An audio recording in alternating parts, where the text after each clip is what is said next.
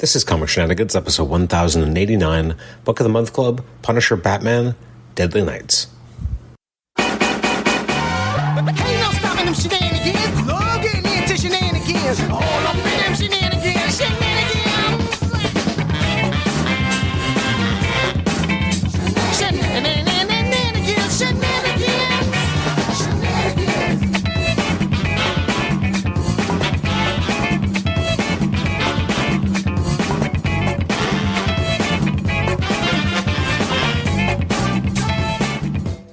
Welcome to the Comic Shenanigans podcast. This is episode 1089. It's a Book of the Month Club with a focus on Punisher, Batman, Deadly Nights. I am your host, Adam Chapman, joined as many times on the Book of the Month Club's Nathan Struck. Nathan, say hello to the lovely people. Ahoy hoy.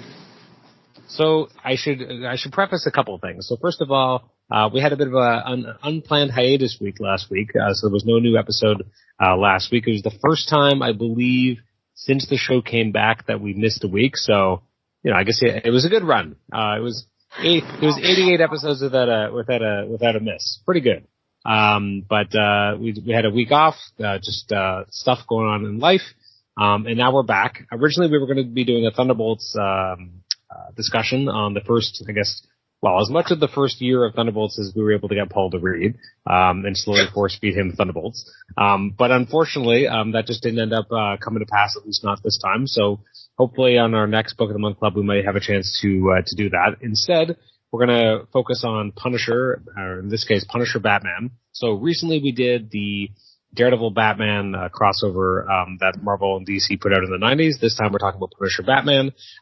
Now, interestingly enough, we picked this one mostly because we wanted to see JR's art, and I think both of us had never really read this before, so we didn't prioritize Batman Punisher, which is the one that precedes it. Now, not only precedes it, literally came out 2 months before. So I don't think I'd realized that they were so close in publication order, that they were only 2 months apart, considering that you go from Azrael to Bruce Wayne, pretty big difference, and it was only 2 months. In fact, the month that Batman Punisher came out with artwork by Barry Kitson, you also had a chapter of, I believe, Legends of the Dark Knight, which is the last chapter of Night's End, which was written by Denny O'Neil, who wrote Batman Punisher, and artwork by Barry Kitson, who did Batman Punisher. So he was doing a lot of work at that time, though Legends of Batman, I don't believe, was monthly. I could be wrong. But he was doing both a climactic chapter there as well as doing a crossover for DC Marvel. So that's a lot of heavy lifting that both men had to do. And so it was just very interesting to me that there was such close proximity, because in my head, these were like years apart, and not, 2 months apart. And what is also interesting, and you notice this especially when you go through the omnibus that collects this stuff, the DC versus Marvel omnibus, is that, when we got Batman Punisher, it had been, 14 years or so since the last crossover. So, you had the X-Men crossover with the Teen Titans that we recently talked about, and then a giant swath of time, and then suddenly the next one back, the one that they couldn't wait to tell, was Batman Punisher with Azrael. Like, that's such a weird, finally the two companies were talking to each other, were willing to do a crossover. Let's have the big guns. Let's have Azrael and the Punisher. And it just seems crazy to me. And then, 2 months later, you have another one. So I'm very curious what your thoughts were, how much you knew about this book going in. Again, we're talking about Punisher Batman, Deadly Nights, which is the second of the two. So I'm very curious what your thoughts are. Are we going to, before I just chat about that, are we going to do the Azrael one at some point? I don't know, because I'll be honest, I read it. I did not super love it. Yeah. I had a lot of problems with it. I've read a chunk of it, and I'm just kind of looking through the rest of it, and I would love to hear some of your thoughts then now on the problems, because I can definitely, there's lots of good things to talk about the art. There's definitely lots of we were talking before we went on air about just it's such a sad boy, overwrought narrative. And they're both sad boys, but with Azrael just kind of always in his way, always in his head. He's never good enough. He's got to prove something. He's just this personification of 90s angst. And it just ends with the same kind of thing, right? Like a bunch of punching and shooting and stabbing, and then his silhouette over the city, nor must the damned always shriek and moan. Sometimes they suffer in silence. Like this, actually, I find it very connected to me. Like his over-religiosity and his feeling like he's never good enough and he's damned to kind of fail and be a sinner. That's kind of how I grew up. So there's actually a lot in here that, while overwrought, I do feel connected to. So I'm interested in your thoughts on this. It's interesting. I would say that I don't think Azrael is a really interesting character to me. Now, I should preface this by saying I never really read his ongoing that went for like 100 issues, so I don't really know that version of Azrael. Like most people, I would imagine, I know him more from Nightfall and, Night's Quest, Night's End, like his turn as Batman. Now, when I was a kid, I had a copy of Batman 488, which is, a few issues before Nightfall starts, and Azrael is on the cover. It looks pretty cool. The cover is by Travis Charest, but the interiors were by Jim Aparo, which is a very different style. And that was my first introduction to the John Paul Valley character. And he was just like a young guy, and they're trying to kind of figure out how to get him away from the programming, but he wasn't this overwrought guy yet. He was something different. So I've always had an interesting interpretation of the character, because the one that always kind of comes to my mind is this Batman 488.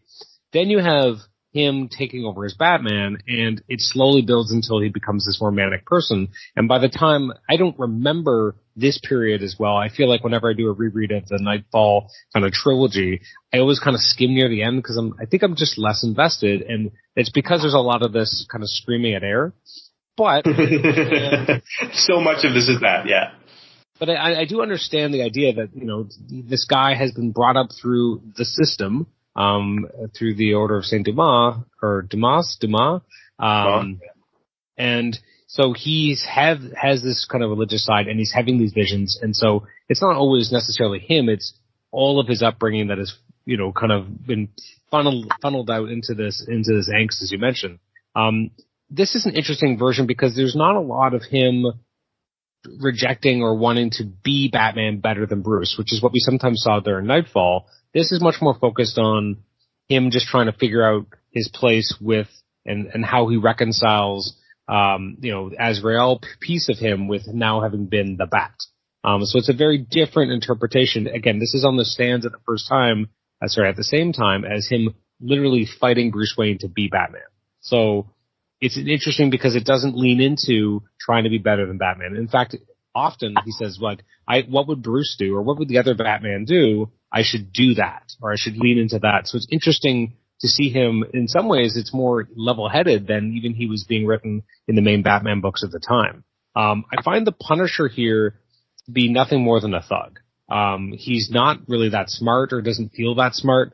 He just kind of goes into a bar and starts like pummeling people. It doesn't feel like he has a plan. It doesn't feel methodical. It feels like Denny O'Neil does not have a handle on him. It feels like he does understand Azrael because he was the Bat editor at the time. He's written stuff like this. He understands that world better. I don't think he understands the Punisher at all. And I think the Punisher does not come off very well. Their team up, quote unquote, is not much of one. Like, at least it's interesting because obviously we read Daredevil Batman, and the characters are angry at each other and they're like being snide at each other. This is like somehow worse than that in terms of like how they are connecting with each other. They're barely talking to each other. I would say it's barely a team up, and Punisher gets away from Azrael as fast as he can when they're in a bathhouse, which is super fun, weird sequence. Even kind of the climactic moments, they're not really together. So I don't know what the point of this was. Like, we're not really getting to see them team up at all. They're just kind of around and operating around each other. They don't like each other. They fight each other a little, but I just don't get it. Yeah, like there is that moment, right, where they are that brief team up at the bathhouse where they're that great half splash of them double punching, in two different directions. So there is that team up, but it's more than you get certainly in the Johnny Romita Jr. Chuck Dixon one, right? In the Deadly Knights. They're always at each other's throats, and that's probably for good reason. Like, I remember, who was it? I think it was like the Weekly Planet podcast, and they were talking about Punisher, and how James he summed it up by going, no one likes this guy. Okay, that's the thing about him. Like he thinks he's right, and no one in the Marvel universe likes him. Like even characters that often get kind of criticized or gets pushed away, like Deadpool, they're like, this guy's nuts. Like, and there's a great moment in Civil War where he's like, Cap, you get me, right? Like I'm doing the work you want me to do, and he's like, no, like why? We made a huge mistake, like letting you in here at all. You're a nut job. And so that makes sense for Batman to recognize that. So as Riel, because he's the crazy, well, that's reductive, but he's the eccentric, moody, sad boy, it makes a bit more sense that he would at least kind of do a brief team up. But you're right. Like aside from this bathhouse thing, they're really kind of doing their own separate thing. I will say one thing for the art. I'm not a Kitson fan, but the pages with fire in this and shattered glass, chef's kiss. Also, the colors really work here for me too. So there's that scene where the Punisher's like in a church and there's fire coming down. He's like covering himself in this curtain or cloak to hide from the fire. Azrael busts in this stained glass window. Fantastic. And then the reflections of the fire off of Azrael's helmet. Like this is an incredible series of pages. Like this for me. What is it? 1, 2, 3, 4, 5, 6 pages that have fire in it. I would say these pages are enough for me that I have decided I'm glad this is in this collection. I get to have this and look at this, even if I don't really want to read more of these narrative boxes about him. Just like it's the equivalent of like Ben Reilly, not a man, not even a hero. It's just a lot of that. But the art is and the colors are fantastic here. So I do like that about it. And the final splash of the silhouette is quite nice.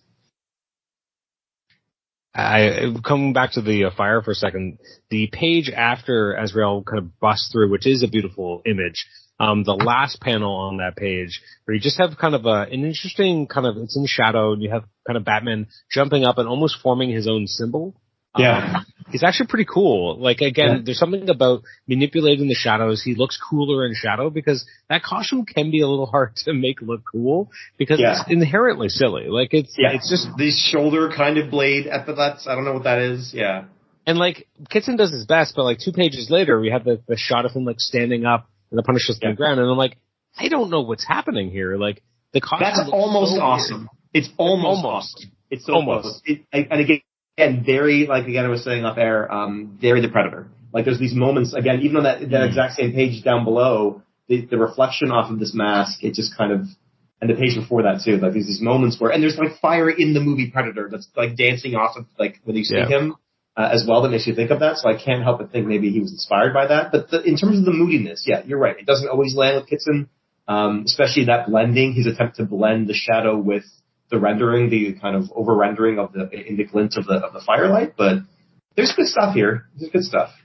It's interesting. I would say that, I mean, obviously Kitson's been around a long time. This isn't like young Kitson. Like he was already a veteran at this point. They don't just put anybody on a crossover, but it's interesting looking back at it that I can see how it's starting to become what I would call his trademark style. Usually I can look at Kitson's art and I can really point it out. I don't think it's as obvious here. I did think it was interesting, and I don't remember, I would have to check Punisher books at this time. I don't remember Jigsaw ever being this thick. Yeah, he's a big boy here. Yeah. Like he's Hammerhead, right? Like he's Hammerhead, but with like Jigsaw's head. That's what this looks like. He's almost Kingpin. Yeah, but I don't remember him ever being like that. I do find it was interesting having the fight between Jigsaw and Punisher. I'm not used to Punisher getting that many, like, someone getting that many licks in against him. So I thought that was kind of interesting, and again, made him feel more, I don't want to say relatable, but more human, because at times, people almost make him like Batman, where he's so prepared, so militant, that you really can't mess with him, and he's always prepared, and he cannot be taken by surprise. And there's something kind of nice in a modern context to be able to see a book where he is taken by surprise. I mean, but again, he more often than not does come off a bit more thuggish in this book than I would like, because again, he's going to kill people, he's going to kill everyone who's a criminal, but at the same time, he does have a bit of a code to him, or at least, again, well, especially in the 80s, right? Like, he wasn't like an out-and-out murderer yet. He was more of I'm going to bring these people to justice. And then he doesn't bring people to justice anymore. Like, he just murders them. It's interesting that Jigsaw is really one of the few people who doesn't die. And here, actually, I was surprised because I almost didn't expect, Batman to swing in and save this guy. I was like, oh, are they just killing Punisher here? Like, what's happening? I read this after having read the one that comes after it, so I wasn't actually surprised when Joker shows up, because I'm like, oh, okay, we're setting up the next one. But, like, I don't think of these crossovers as coming in pairs that have a connective tissue. I'm used to the crossovers, the way I interpret them is that they're all kind of their own separate thing. So I didn't really expect that. The fact that the second one paid lip service, just briefly, to the fact that the other Batman had already teamed up with Punisher before, felt like a throwaway, like, oh, well, people might remember that this book came out. Again, it was before I realized this was 2 months later. So it did make me recontextualize some of the stuff. Yeah, it is interesting to have the sequelizing of these crossover stuff. I wasn't expecting it either. I'm just like, okay, did they do this again? And I don't know if they ever do. I was thinking about this this line in Deadly Nights when you were talking about, like, this is the Punisher that just, like, doesn't take people in now. He just kills people. And where is it? It says, a room full of righteous kills, not an innocent in sight. Then the Boy Scout shows up. Like, the poetry he's writing about the glory of a room full of righteous kills, like, things, that's absolutely his MO. He's just spraying bullets the entire time. To Romita's credit, in this one, he's great at drawing rain and grit. And bullets are kind of like a metal rain that goes sideways, so there's a lot of lines in that one. And the very lengthy scallops on Batman. Do you have any final thoughts about the first one? I know you haven't read all of it, but is there any other things you kind of wanted to close with? No, like, scanning through it and listening to you, I absolutely get the gist of it. And it is a surprise to hear that Azrael was officially in a Batman team-up. But no, I mean, it's just very much of its time. And it's quite interesting contextually being, coming out 2 months ahead of the next one. So, no, I mean, it's whatever. One thing I'll mention, which again, in context of, kind of looking at Daredevil, Batman, and kind of looking backwards now, and also having read New Teen Titans and X-Men, what's interesting about this one is, and I'd have to check, but, like, was there was like a main kind of thug that they're dealing with, who was working with, Jigsaw. I don't know if he was like a recurring guy in the Batman books at the time, but if he's not, this is a big crossover, first one in a long time, in over a decade. DC and Marvel coming together, bringing together the Punisher and the substitute Batman, and there's no DC villain. Like, it's just a Marvel villain, and even then, not a very remarkable one. Like, it's just kind of like a disfigured thug with a revenge fantasy who's come up with an idea to help take over Gotham because New York's too tired. Like, it's just kind of crazy to me that you wouldn't put more of a villain in there. And again, maybe that's part of the problem, is that when you use Punisher, he only has one reoccurring villain that I know of. I mean, Manucci, I guess, was one, but she was killed off too. So, like, what about the Russian? He eventually got killed off too. Like, everyone, the problem is, with a guy like the Punisher, he's going to kill his villain.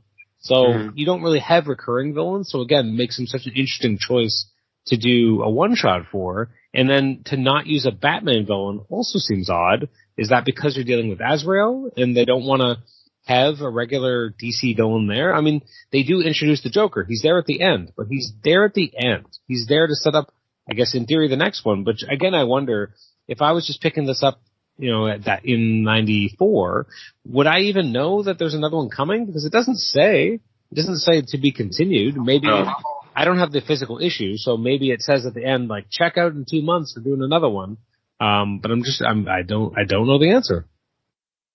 Yeah, it is wild, the Joker. And again, they use the Joker in the next one. Is that because, but they also use Jigsaw in the next one. It's not like the editors were like, no, let's save Joker for later. But you're right. If I was a DC fan and I picked this up, and I'm being introduced to the Punisher, I might feel a little bit ripped off. I might feel a little bit, short shrift that There is no real DC immersive kind of experience with a major villain, and then when the Joker shows up, yeah, it's 2 pages. So it's an odd book. Everything's odd about it. The more we talk about it, and the more the historical context kind of, we piece it together. That's not a Jigsaw joke.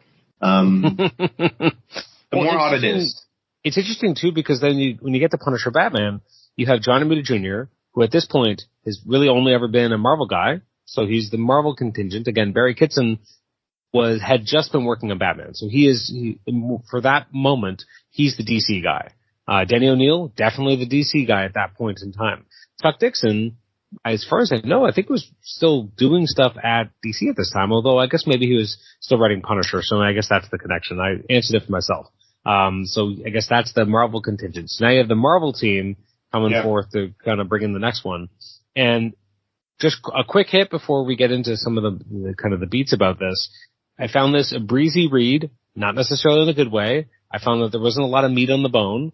I thought the artwork was great when JR was drawing the Punisher and not good when he was drawing Batman. I thought it showed that he didn't understand yet because, he's done Batman later. But again, I think I don't know what it is. Him on DC doesn't feel right. I don't know if he just doesn't, something about his art doesn't work for that. And maybe it's because, he started with obviously the Romita school, and the Romita, John Romita Sr.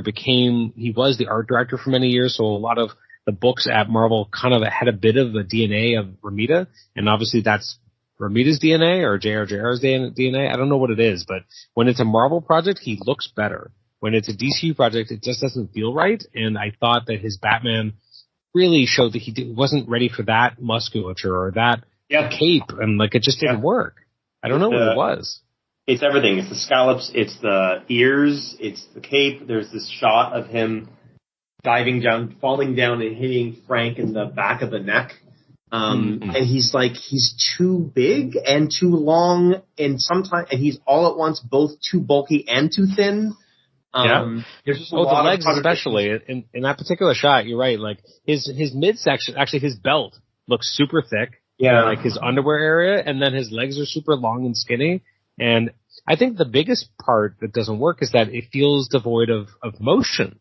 It's supposed to be this moment where you feel him kicking this other guy, and instead he feels like he's been, just kind of manipulated in place there, as opposed to there's an action actually happening. But when he's drawing the Punisher, I don't feel that way. The Punisher feels like the Punisher. He's, and even, it's interesting, even looking at his Joker feels very much like a Frank Miller Dark Knight Returns Joker. It doesn't feel like any other version of Joker that we're used to seeing. There's just something about how he's drawn that he doesn't feel manic. He doesn't feel like the Joker. He feels like something else. Yep. Yeah. I was thinking about trying to put my finger on the Batman thing, and I think, even coming in from Kitson with Azrael, and there's a number of times when he's really putting heavy shadow on and playing in the shadows. There's almost no in-shadowed Batman. And Romita does like a good kind of grisly, dark shadow scene, but I'm noticing that there's more castle in the shadows. My favorite panel actually of Batman has the least amount of detail in it, and it's this kind of long panel where he's battling in this kind of this melee, trying to punch the thugs while Frank is shooting them, and there's kind of an orange tint to it, and you can barely see him, and he's into the shadow, and that kind of works the best for me over of almost any rendition of Bats in this book. So I was kind of surprised at how I felt about it, and same thing with the Joker. Yeah, he's also the chunky kind of huge shoulder pads in the jacket. I'm okay, and that kind of it can have a zoot suit kind of 1930s vibe to it, but then he's not really doing the zoot suit throughout, and he also changes almost in size and stature. And if you're going to do that kind of big, broad, kind of long suit, then give me the hat, give me the classic hat maybe. I don't know. And you're right, the face is it's often just kind of lumpy, as Paul would say it, very potato-y, but doesn't have the sinister smile emphasized. He hasn't really landed the smile in a way that makes me buy that it's the Joker. I will say this 2-page spread of the bloody Punisher punch, Batman's ears look like they're like maybe like they look more like Batman. They're not super tall and thin, a little chunky, but like this is maybe the most Batman-y I think he looks the entire time too. And he's also mostly covered by Frank's body, so I guess that helps me to buy it. But the scalps aren't in the shot. So it was kind of an uneven experience with the art. It did remind me that obviously when JRJR was doing like Punisher Warzone, he employed, I mean, he always kind of has blocky character work, but he went extra thick with Punisher. Like Punisher's face is extra thick. Like the first opening shot where we see the Punisher and it's a 2-page spread where you have to kind of, turn the angle of the book and you just see him absolutely laying waste to people. Like he's a thick dude. But it doesn't feel too thick. It just feels pretty appropriately thick. It is interesting, like, I guess 4 or 5 pages later, you have another double page where you have kind of Batman and he's kind of jumping. And unfortunately, the bleed that you have here, because you have it in an omnibus and you can't quite get the edges, you really lose something in that Batman image, unfortunately, whereas at least with the Punisher one, you didn't because of the nature of it being a little higher on the page. So it was more like his legs. So you didn't feel like you were missing anything important. Whereas unfortunately, just because of the gutter loss, we're kind of missing the chest of Batman. I do like, it's interesting as a juxtaposition. You have the 90s armor that Azrael has, and then you have, and going back to this is, a little bit before, I think like a month or two later, he starts wearing like black armor. Batman does. That looks a little bit more like the Tim Burton movies in style. But this is still him wearing like the tights, and it's kind of, there's something refreshing about it for sure. It's interesting that again, and I've talked about this with Ron Mars, that these books really should be evergreen. But at the same time, they're not, because they want you to buy the books at the time. So the characters reflect what was going on at the time, what was hot at the time, as opposed to being something that would always work. It feels very in continuity to these characters' moments, especially the Azrael one, in terms of where his headspace was. And it's just interesting, like, I guess from a marketing standpoint, they wanted you to pick up this book today. They didn't want you to want to pick this up later and just have a great, reading experience. They wanted it to be a promotional tool. And it is something that, now that I've heard him talk about that, when I read these, I am thinking that more. How does this work as an advertising tool to try to make me want to read Batman or Punisher at this particular moment? So with that in mind, does it make you want to pick up a 90s Punisher book to see what Chuck Dixon and JRJR were doing? Or does it make you think, I got my fill here, I don't need to check that out? Oh, yeah, no. For me, that was very Canadian of me. Oh, yeah, no. No. I've read a number. I'm not the biggest Punisher fan. I philosophically really don't like him, but what he stands for. But there are some really, really good Punisher stories out there, and a number of them are actually in the epics, which I still don't own the epics in particular. I'm thinking about, but maybe one day I'll pick them up for a good price. But I have looked through them. I have read some of them. I love the Rucka run, of course, Cheto and Rucka. So there's a lot of good stories, and this is not any of that. If this was my first Punisher story, I would just kind of go, yeah, he's a meathead. He is more calculating and has more of a purpose than in the previous issue, the crossover with Azrael. But he's made to look really cool, though. I do like that he looks cool.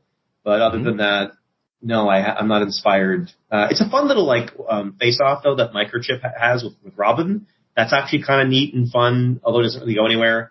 So at least I get a taste of his cast and his support network. But no, I was also thinking as you were talking about the size thing, I think there's also this kind of position that Romita may have been placed himself into where Castle is so big, he can't be bigger than Batman, though. Like, there may have even been editorial notes about this. Like, well, a wide Batman's not going to work here. So not only do we get that picture of Batman leaping on his neck, and he's almost impossibly big compared to Castle, but again, even the proportions. And in many cases, Batman feels as big here just in the spandex as Azrael does in the armor. So he just feels so impossibly huge. And then you got to figure, but Superman's in this world too, and Superman should be at least a little bit bigger than Batman, if not substantially bigger than him. So how big is Superman in this Romita universe? Like, he couldn't fit on a page. what's going on with the proportions here? So the heroes are just like so big. And they also make short work of like all of the villains, which is just, it just doesn't feel like there's any nothing's at risk. Castle gets shot up in the first fight, the main fight, with the goons, with the mooks. And he's like, don't care, keep going. Like, he's like, expecting it. He's like, you gotta expect this kind of thing. The first hits are never easy. Pow, pow, fine. Guy's bleeding out the whole rest of the comic. He's taking everybody out, and the only time that he has any trouble is when Batman allows him to punch him once and throws him into some crates and say, you only get one. And then it's over. The power, there's the size of the characters, there's their power, like what's at risk here? Is anyone at risk? Seems to be conveyed by even just the way that Romita is trying to feel out their geography, the space on the page that they take up. And I just kind of feel like everything's a little overly messy. It's hidden very well by Delightful Rain and this feeling of grit and grime that he's so good at doing. And so the atmosphere is enjoyable enough. I can almost always go along for a Romita ride, but I didn't find there's much of substance here. And even though I didn't love the really, really to me it was overly critical Batman in the Daredevil crossover, mostly maybe because I really like Matt and he's really smart, and I think that Batman should at least be able to understand that he's not just a meathead kind of thug like the Punisher is, and maybe give him a bit of respect. But this Batman is nicer. But that crossover with Daredevil, I found there was more to really for me to dig into. There was kind of more to chat about in terms of like what it was doing, and even things that I didn't like that it did. There's nothing really here egregiously wrong or incredibly right. It's kind of in very middle ground. I would agree. One thing I wanted to make mention of, on the Batman Punisher Lake of Fire, there was a dedication to the memory of Ross Andru. Now, I do like the way that they wrote it. It was dedicated to the memory of Ross Andru. His art and storytelling graced many Batman stories, the first Punisher stories, and the first DC Marvel crossover. So it's an interesting kind of moment they take there. He would have passed away about 7 months before this issue hit the stands, so that would have been very present. So that's just interesting. Another thing that I wanted to make note of is when you look at these two books, it's also a tale of two very different approaches to coloring. So you have Lake of Fire, which is by Matt Hollingsworth with separations by Digital Chameleon. And then on Deadly Nights, you have Christy Shield doing the colors with separations by Steve Buccellato and Electric Crayon. And there's such a difference here in terms of the overall color palette. Now, I typically, and I've said this before on the podcast and off podcast, I like more of a flat four-color kind of vibe often. I find that if you were to hand me a random 2000s era comic with 2000s era coloring and a comic from the 80s, my eye would probably want to read the 80s book. There's something about it. I find it more inviting, more interesting than sometimes almost too many colors means it's not popping in any particular way. It's interesting here. Because of that, I would expect my color senses to like Deadly Nights more, but instead it didn't, because I felt it felt almost too flat. They were playing with more limited colors, but I feel like there was nothing that they were trying to do that was over and above or kind of extra garish or really eye-catching or eye-popping at all. Now, you read Lake of Fire, and not only does, for the most part, I think the colors are more vibrant, you also have, as you mentioned, those, the whole sequence with the fire really taking on a life of its own. Even the bathhouse, really the colors pop there in terms of all the different, the vapors and what that looks like. I thought I got a better sense visually for what the world looked like based on the coloring than I necessarily did in Deadly, what is it again? Deadly Nights? Yeah, Deadly Nights. What are your thoughts about the coloring? Yeah, that's fair. I mean, the more muted colors make sense to me for Romita, but you're right. It does make it harder in many instances. There's pages specifically when Castle's talking to Microchip in the storage locker. Almost the entire page is kind of just gray with some beige in it. So there's just kind of a lot of feeling of either a lack of color or a lack of separations. It makes it feel less of a world, but again, it tends to go well with the grime and grit of Romita, so I can forgive it. But yeah, absolutely. There's more colors pop. especially those fire sequences, but even when there's water, the water's effects are done well. And I do also like the color separations too, and the choices made with the classic, or more, it's not really the classic Punisher, but it's more of a classic Punisher look with the symbol of the black blue suit and the very kind of strong whites all the way across his pecs, that kind of wide Punisher symbol. I think that the colors look really, really good on that. So, yeah, I can definitely agree with you that, like a fire, the colors work better for what's going on here. We talked before about how, Batman and Punisher are an interesting match, and I think when I read the first one, so they have, they don't necessarily like each other, they have a bit of a fight. I like that Punisher's narration is like, well, this was a bad idea. Like, I shouldn't have punched this guy, this armored guy. Like, duh. But I did like that they at least had a tussle. And then, Punisher, basically is dead to rights because of what he, noticed earlier in the fight, earlier in the evening, I should say. He's able to grab something out of Batman's pouch, use it as a gas. It kind of takes Azrael by surprise, and then Punisher's able to get a gun on him and says like, hey man, I cheated, all right? And then he's able to take off in the confusion because Azrael can't really breathe yet, and he's not able to focus. So I like that Batman never lets Frank go. Frank tricks his way out so he can punish another day. That is acceptable to me but here, Bruce hates this guy. He's a murderer. There's no reason for him to let him go. He lets him go because it's a crossover and he has to. And that's very unfulfilling to me. Yeah, it's very unfulfilling to me. Like, at least, like Daredevil didn't kill anyone. Daredevil obviously was trying to do the right thing, but he was kind of getting in Batman's way, and Batman doesn't like other people in Gotham. That I could understand. That he lets him go because he's just another vigilante. He doesn't have to like that other vigilante. Stay out of Gotham, we're fine. This is a guy who has murdered a lot of people. Yeah. You killed all the guys. Like, there's no more criminals left. You mowed them all down. Like, he's a bad guy. He goes around killing people. Yes, he kills the worst people, but he's still a bad guy. Yeah. And, which is already problematic. And so you have this fight that Batman easily wins, which I'm fine with too. This is before Bat-God, really, but still, really, there's no reason why Punisher should be able to do that well against Batman. I'm okay with it. Whatever. Bruce is able to kind of manhandle him. But then he just lets him go. And he's like, maybe Arkham would suit you better. Yeah, it would. Bring him into Arkham. At least have you know what I mean? Like, it felt so unsatisfying to me as a reader because it doesn't feel earned that he just lets this murdering psychopath go. That doesn't feel like Batman. Batman wouldn't let that happen. Batman would put him in jail. Batman does that to the Joker. Joker kills probably not even as many people as the Punisher does. So, like, their body counts are probably similar. Just one of them is murdering, like, families, and one of them is murdering murderers. So I guess there's a difference, but not to Batman there wouldn't be. To Batman there'd be no difference. You kill someone, you are bad. You go, like, Batman he also things with the mentality of an 8-year-old, right? Like, it's good or bad. Like, he is that kid who watched his parents get gunned down.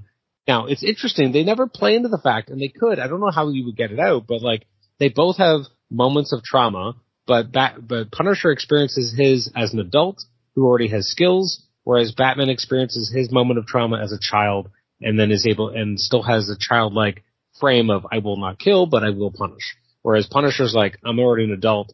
That's other stuff's for kids. I'm going to kill people. But now they don't go into that at all, but there is it's interesting that there's that subtext that they never tap into. Yeah. Of these they two both people. lost their families to armed men, and Batman doesn't use guns, and Punisher exclusively uses guns, almost exclusively. So yeah, that would be interesting to talk about.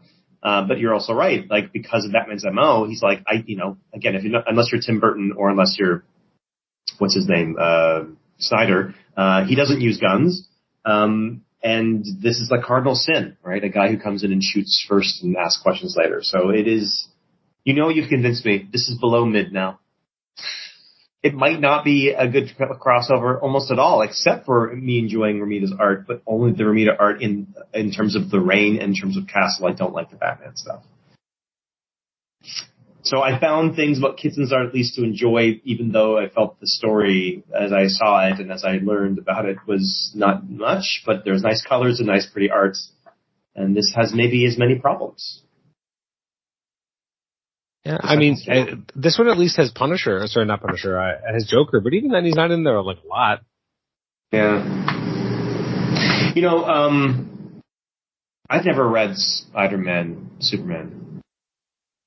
The OG, the big one. Yeah, I've never read that very famous crossover, and your mention of the passing for Ross Andrew makes me go like, we should really read that at some point, and maybe we can even get Paul to do it too. I don't know if he would care. It's too of the era. I think it is of the era. I really like it. It's been a while since I've read it. I do think it's a lot of fun. I think first of all, it is also ridiculously long, which I think is really nice. But it's quite a book. But no, first of all, I would definitely read it. I will read it again for this podcast. I think you and I would have a really fun time. I don't know if it would necessarily be to Paul's taste. This era Superman is a very specific thing, and I don't think it's something he's ever really experienced, and I don't know if he would necessarily care for it. At least he's read, some 70s Spider-Man now, thanks to us. He liked it, didn't he? Didn't he enjoy it? He did.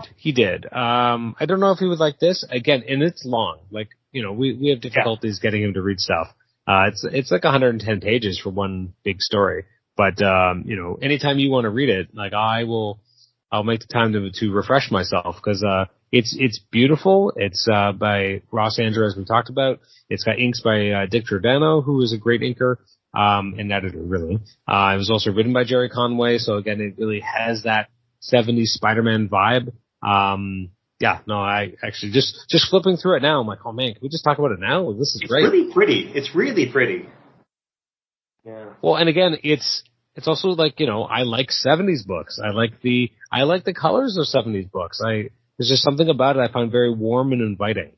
And I think it's because they have to make very definitive color choices because they have limited options. But I think there's something really exciting about that to me. It doesn't feel like a limiting in a bad way. It feels like it's what is it? Necessity is the mother of invention. I think they figure out things they have to do because of their limited options. And even the second one, Spider-Man and Superman, also looks gorgeous. That one's got a script by Jim Shooter, so it probably doesn't maybe read as well as the Jerry Conway one does, but it's got pencils by John Buscema, and that's he's no slouch. Yeah, it's true. So, I mean, these earlier ones, I don't think, I have read them before, but it has been a while. Even though I got the omnibus, I haven't actually kind of read them yet. And they're fun and goofy, but also the art is really exciting. Like, there's even the Batman and the Incredible Hulk, which that shouldn't work either. But I'm excited to kind of read that at some point. That one has artwork by Jose Luis Garcia Lopez, who's a legendary artist. So, I mean, they were getting really top shelf talent on these books, which isn't to say anything about Barry Kitson and John Reed Jr. They are very good talents for their time as well. I just wish the stories were a bit better, and a little meatier and gave me something more to, I think at some point we're going to do this entire omnibus, right? Like it might take a couple of years, but I think eventually we're going to do everything in here. We'll see. Same thing with the amalgam stuff. Yeah, well, that's not tough to make me do because I love my amalgam. Yeah. Okay. Well, good. We'll just keep working through it, and I'm glad we looked at the Punisher stuff, and I'm glad we did it. And it's something. Daredevil Born Again, right? Because Punisher's in there. So here you go. There's your connection. Yeah, there's a connection. Yeah, we just got a lot of Punisher in the last episode of Daredevil Born Again, so this is very much appropriate. Have you watched and finished Born Again yet or no? I'm almost done. I think I'm on the second last episode or the last one. I'm about to start the last one. Okay. Well, I'll save my comments, but I will have comments for a future moment. I'm enjoying it. I'd heard about the violence in the last episode. I'm not looking forward to that, but I've enjoyed the series so far. Now, because I like giving you historical reference points, so when we got that first one shot by Barry Kitson and Denny O'Neil, just to give you an idea of what was on the newsstand at the same time, just to orient yourself to what you're looking at, because if you look at that cover, it's a pretty cool cover, right? You're like, okay, well, what is this on the stands with? So this would have been on the stands with, let me just see here. Well, I mean, technically Betty and Veronica Digest magazine. I mean, that would have been very different.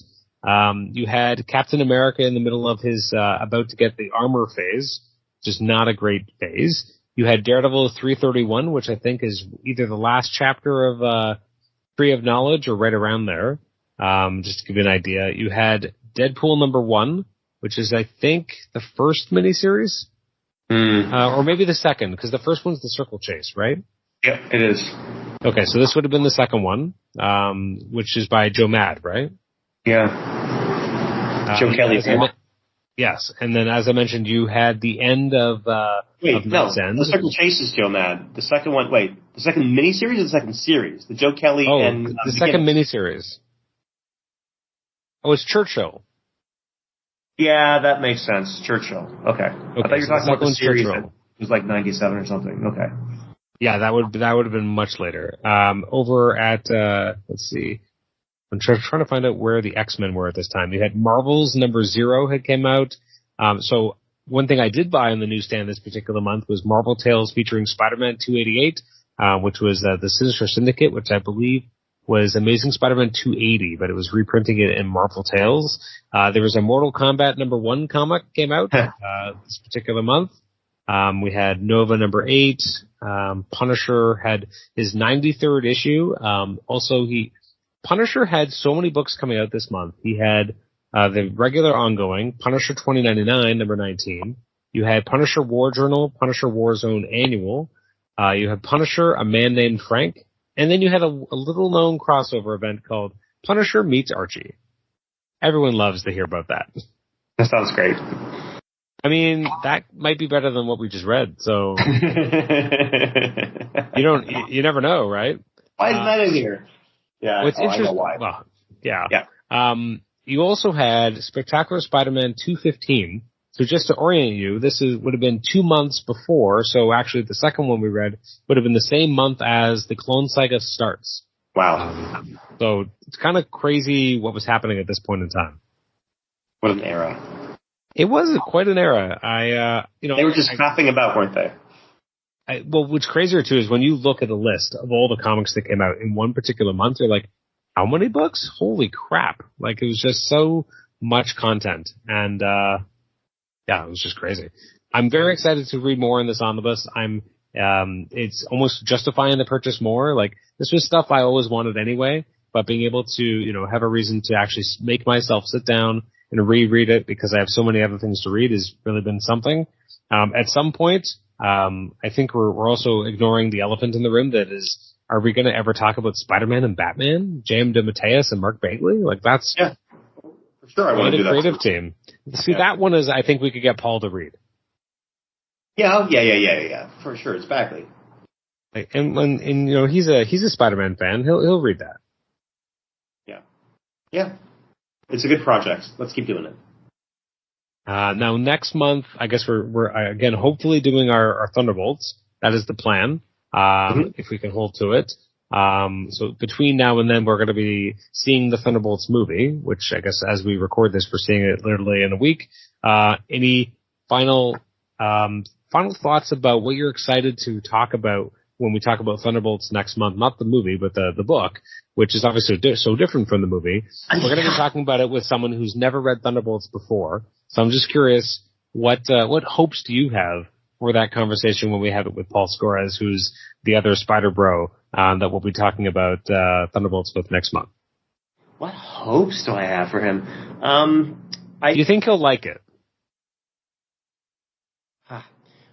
This is a bit more about me maybe than about him.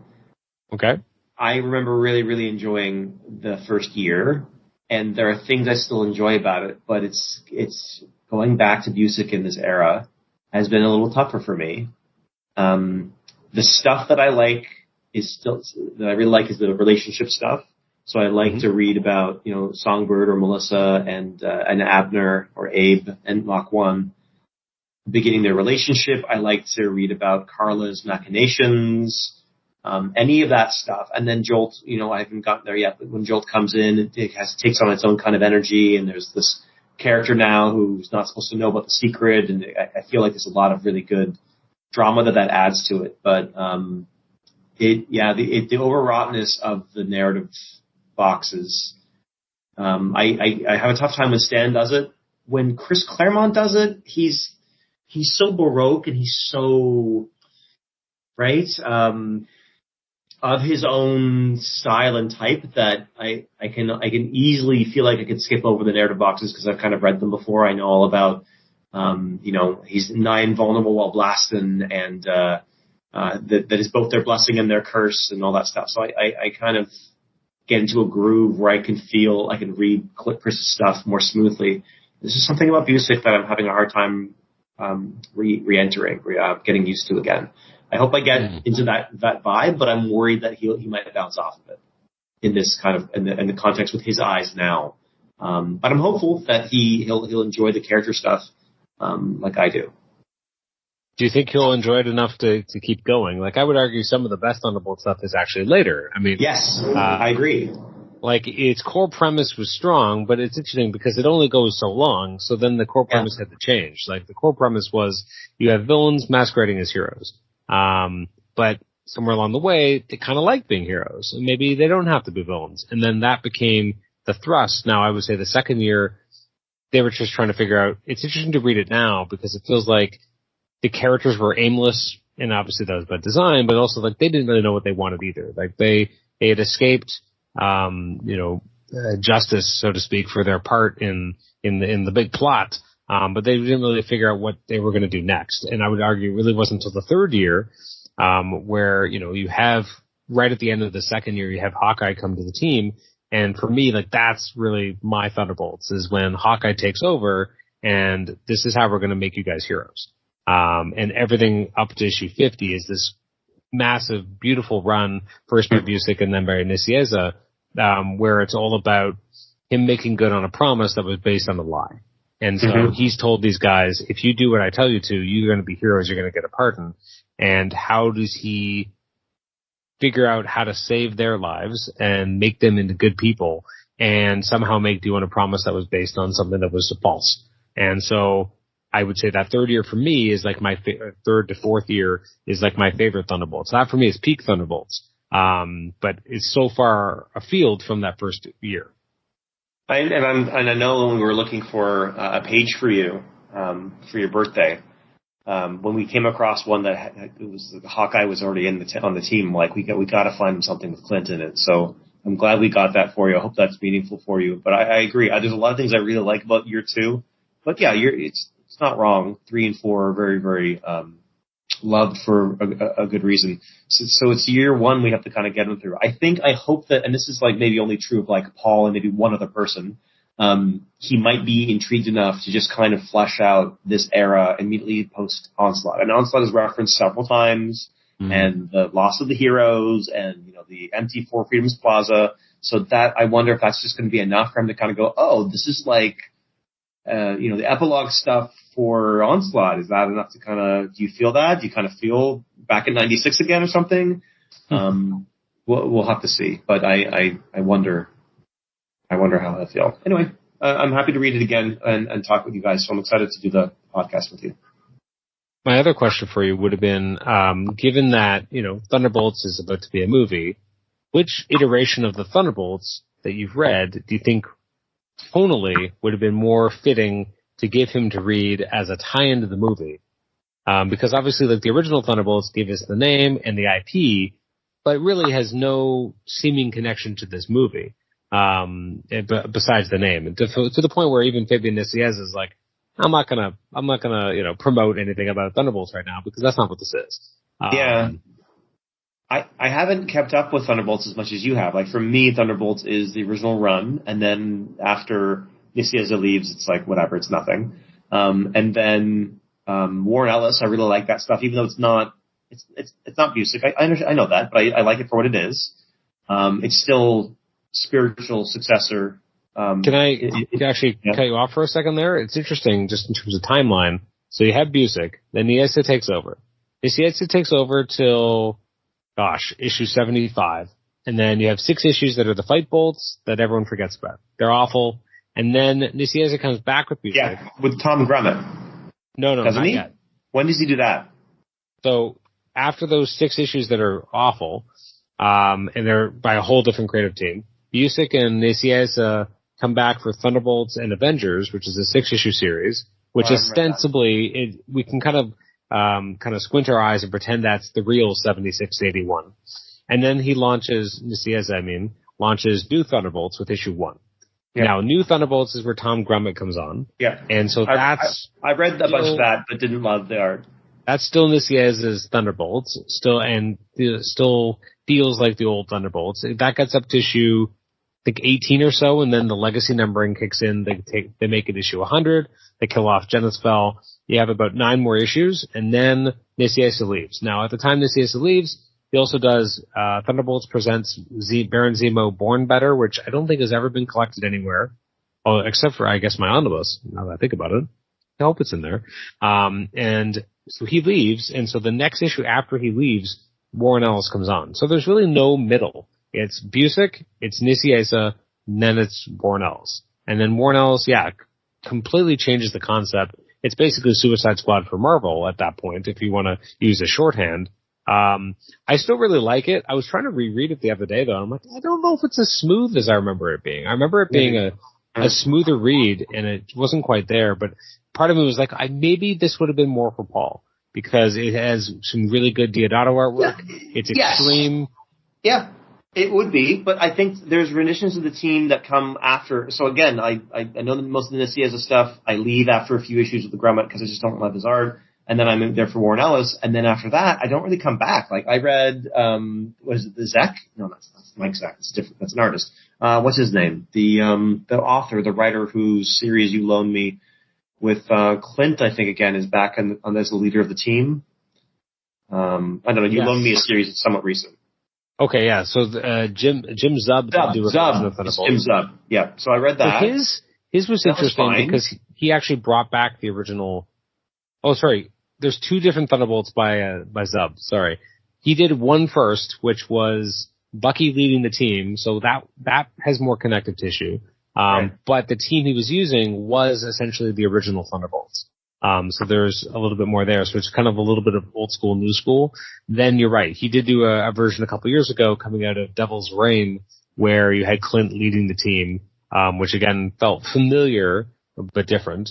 I know right now they're doing a new Thunderbolts team, which looks a lot like the movie, which is obviously on purpose, but, it's interesting because it's one of those things that makes me wonder, like, going forward, will we ever really get any other Thunderbolts books that feel like throwbacks to the original or the original characters, or is it really just going to be movie-centric going forward? Is it just going to be changing the IP from a grander reader perspective so that that's going to kind of become what it is going forward?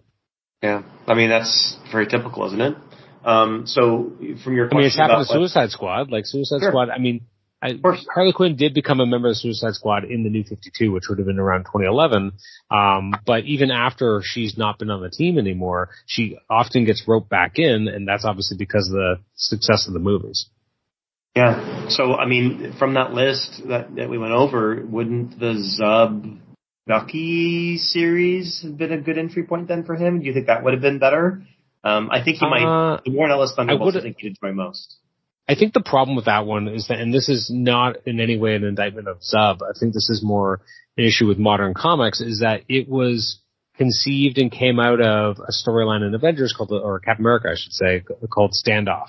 And so, unless you knew what Standoff was, there's the main MacGuffin of the book won't make sense, and it leads up to Secret Empire. So it's like in between 2 events, and I don't know if it exists as well as a standalone because it comes out of something and leads directly into something else. So I think, and I think that's unfortunately true of a lot of modern comics, that they don't necessarily have as much of a narrative spine on their own as much as they exist to facilitate other things.